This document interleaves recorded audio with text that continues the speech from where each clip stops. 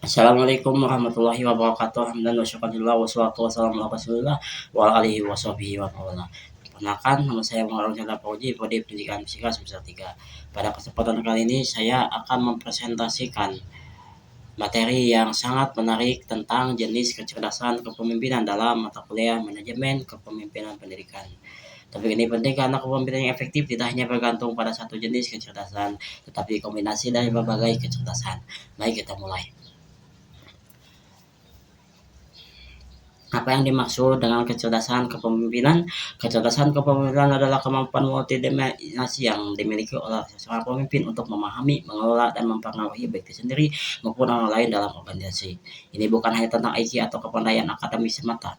Kecerdasan kepemimpinan adalah kombinasi dari berbagai jenis kecerdasan yang saling melengkapi, meliputi aspek intelektual, emosional, sosial, spiritual, dan ketahanan dalam menghadapi kesulitan. Yang menggambarkan adalah semua jenis kecerdasan dapat dikembangkan melalui pembelajaran, pelatihan, dan pengalaman. Jadi meskipun ada faktor bawaan, kita semua bisa meningkatkan kecerdasan kepemimpinan kita melalui usaha yang konsisten. Mari kita mulai dengan yang paling familiar, yaitu kecerdasan intelektual atau IQ. IQ adalah kemampuan kognitif dalam berpikir logis, analitis, dan memecahkan masalah secara sistematis. Dalam konteks kepemimpinan, IQ berperan sangat penting. Pemimpin dengan IQ tinggi mampu menganalisis masalah yang kompleks secara sistematis dan terstruktur. Mereka bisa membuat keputusan berbasis data dan fakta, bukan hanya intuisi atau perasaan. Mereka juga mampu merencanakan strategi jangka panjang dengan mempertimbangkan berbagai variabel dan skenario. Karakteristik pemimpin dengan IQ tinggi dilihat dari kemampuan berpikir yang cerdas, kemampuan berpikir strategis dan visioner, cepat dalam memahami konsep-konsep baru, serta kritis dan analisis dalam mengevaluasi informasi. Namun perlu diingat, IQ tinggi saja tidak cukup. Penelitian menunjukkan bahwa IQ hanya berkontribusi sekitar 20% terhadap kesuksesan kepemimpinan. 80% sisanya ditentukan oleh faktor lain, terutama kecerdasan emosional. Kecerdasan emosional atau IQ. Nah, ini dia sering dianggap lebih penting dari IQ dalam kepemimpinan, yaitu kecerdasan emosional atau IQ. IQ adalah kemampuan untuk mengenali, memahami, dan mengelola emosi diri sendiri serta orang lain. Daniel Goleman, pakar IQ terkenal, membagi kecerdasan emosional menjadi 5 komponen. Pertama, kecerdasan diri, kemampuan mengenali dan memahami emosi sendiri saat terjadi. Kedua, pengaturan diri, kemampuan mengendalikan, mengarahkan, dan emosi secara konstruktif. Ketiga, motivasi, dorongan internal untuk mencapai tujuan. Keempat, empati, kemampuan memahami dan merasakan perasaan orang lain. Kelima, keterampilan sosial, kemampuan membangun dan memelihara hubungan yang positif. Mengapa IQ sangat penting? Penelitian menunjukkan bahwa IQ lebih prediktif terhadap kesuksesan kepemimpinan dibandingkan IQ. Pemimpin dengan IQ tinggi lebih mampu membangun lurus dan loyalitas dalamnya. Mereka juga lebih bijak dalam mengelola konflik dan menciptakan lingkungan kerja yang harmonis. Inilah mengapa banyak organisasi sekarang lebih mengutamakan IQ dalam proses rekrutmen dan promosi pemimpin. Kecerdasan sosial. Selanjutnya adalah kecerdasan sosial atau social quotient. Ini berbeda dengan IQ meskipun saling terkait. Kecerdasan sosial adalah kemampuan membangun dan memelihara hubungan interpersonal yang efektif dalam berbagai konteks sosial.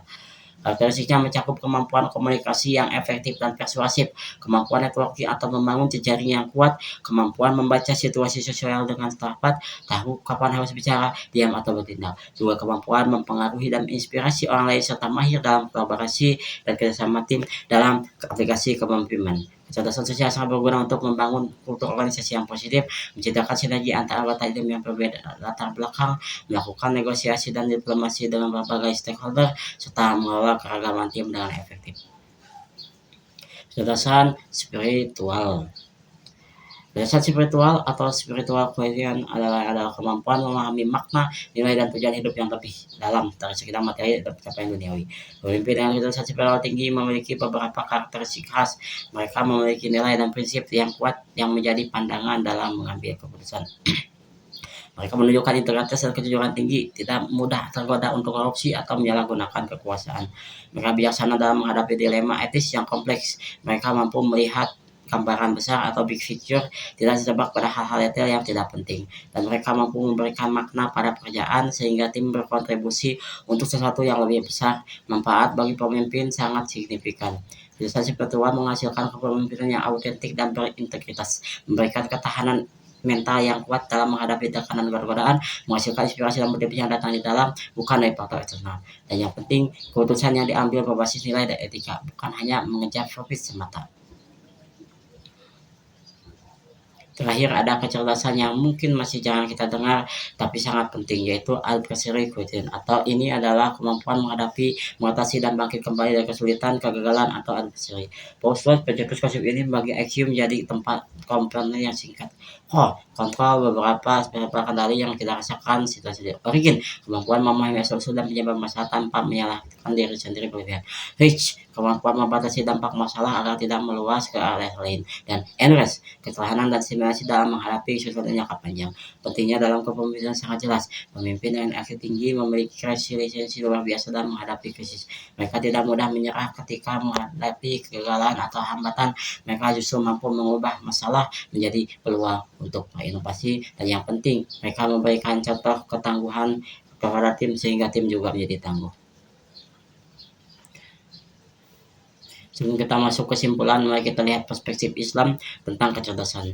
Allah Subhanahu wa taala berfirman surat Al-Jumu'ah 9 yang artinya, katakanlah, adakah sama orang-orang yang mengetahui dan orang-orang yang tidak mengetahui? Ayat ini memberikan beberapa pelajaran penting. Pertama, Allah Subhanahu wa taala memiliki orang yang berilmu dan cerdas. Kedua, kecerdasan adalah anugerah dari Allah yang harus kita syukuri dengan terus mengembangkannya. Ketiga, sebagai pemimpin, kita harus terus belajar dan meningkatkan kapasitas kita, tidak boleh berpuas diri. Dan keempat, ilmu dan kesadaran yang kita miliki harus digunakan untuk kebaikan dan kemaslahatan bersama, bukan untuk kepentingan pribadi atau bahkan merugikan orang lain. Baik, mari kita simpulkan pembelajaran hari ini. Kepemimpinan yang efektif memerlukan berbagai jenis kecerdasan yang bekerja secara sinergis. IQ penting untuk kemampuan strategis dan perencanaan strategis. IQ sangat krusial untuk hubungan dan pembangunan tim yang solid. Kecerdasan sosial diperlukan untuk kolaborasi dan memperluas pengaruh. Kecerdasan spiritual memberikan integritas dan makna pada kepemimpinan. Dan IQ memberikan ketahanan dalam menghadapi berbagai tantangan dan krisis. Baiknya, semua jenis kecerdasan ini dapat dipelajari dan dikembangkan melalui usaha yang konsisten. Saya adalah kembangkan kecerdasan secara holistik dan seimbang. Jangan hanya fokus pada satu aspek saja. Demikian pesan saya. Terima kasih pertanyaan. Wassalamualaikum warahmatullahi wabarakatuh.